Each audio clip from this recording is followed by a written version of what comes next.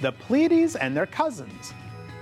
Hey there, stargazers. I'm Dean Regas, astronomer for the Cincinnati Observatory. And I'm James Albury, director of the Kika Silva Pla Planetarium in Gainesville, Florida. We're here to help you find your way around the sky. Quick, Dean, what are the names of the seven sisters? Okay, there's Alcyone, Maya, Merope, Sterope, Taygeta, Kailano, and who am I forgetting? Oh, Electra. Ooh, nice job. These are the names of the seven daughters of Atlas. And they're also stars in the brightest cluster in the sky. Known as the Pleiades, the seven sisters make a great sight in the evening skies. As fall starts heading to winter, I always look forward to seeing not one, but two star clusters in the sky. The starry cousins of the Pleiades, nicknamed the Hyades, aren't too far away. Where can you find the sisters and their cousins? We'll show you how to spot the entire family up there. Let's show you. Okay, we have our sky set for any night this week at 8 p.m. facing east. Let's find the Seven Sisters cluster first, since it's the brighter one. 1/3 the way up, when you face east, at first glance you might miss them.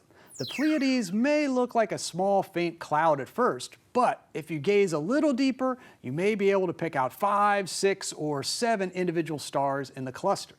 For the ancient Greeks, the Pleiades were a group of sisters fleeing the amorous advances of Orion the Hunter, and they only escaped by divine intervention. The gods took pity on the sisters and turned them into doves. They flew away from Orion and landed up in the sky where they sit today. Do they look like a little dove to you? I can kind of see that, but a sharp-eyed first grader told me what he saw instead. What's that? Well, you know, there's a Big Dipper and a Little Dipper, right? Uh-huh. He called this the Dinky Dipper. I like it. I know they're called the Seven Sisters, but the Pleiades star cluster really consists of hundreds of stars. The 7 brightest sure look like a Dinky Dipper, but zoomed in we can see a lot more. Let's label the sisters Dean named earlier. The brightest is called Alcyone.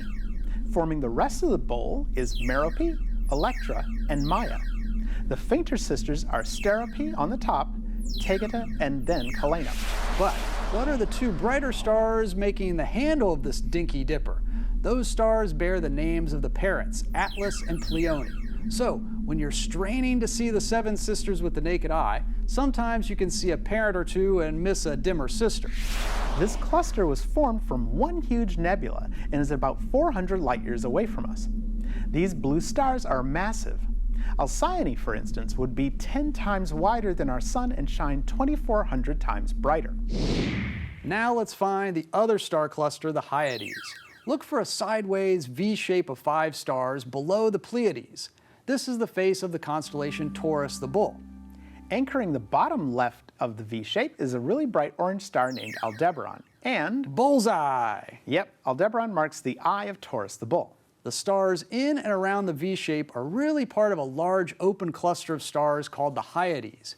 You can see some of the brighter Hyades with the naked eye and lots more with a pair of binoculars. The Hyades are the closest open star cluster to Earth at only 150 light years away.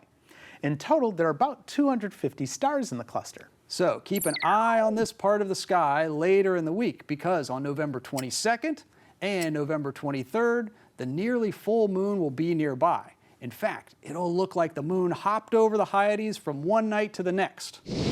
So there you have it.